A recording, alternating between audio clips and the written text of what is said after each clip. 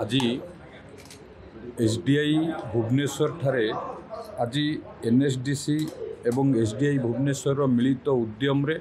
आज एक international academy शुभारंभ करागला जोटी विदेशी भाषा रे प्रशिक्षण दिज्व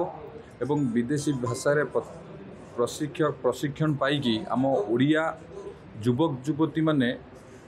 बाहर देश रे निजुक्ति पाई परिबे एवं अंतर्जातीय स्तर में निजुक्ति पाइबार सुजोग पाइबे।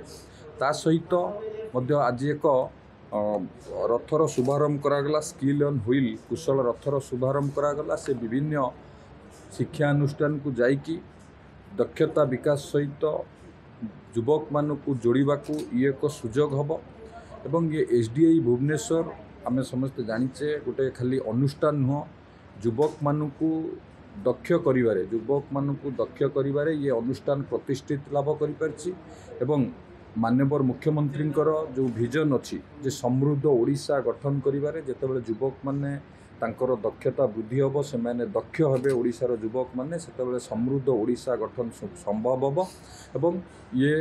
अनुष्ठान केंद्र मंत्री धर्मेंद्र प्रधान एक परिकल्पना थिला। यही अनुष्ठान माध्यम रे समृद्ध ओडिशा गठन करने नुआ नुआ धर्मपद सब तैयारी होउचंती एवं आगु को आपण माने देखिबे विभिन्न क्षेत्र रे ओडिशा को जो निवेश आसुची पूंजी निवेश आसुची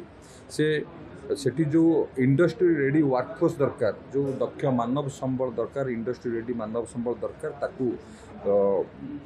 ताकू निश्चित भाव में से ताकू पूरा करिवारे ये एसडीआई भुवनेश्वर सहायक हम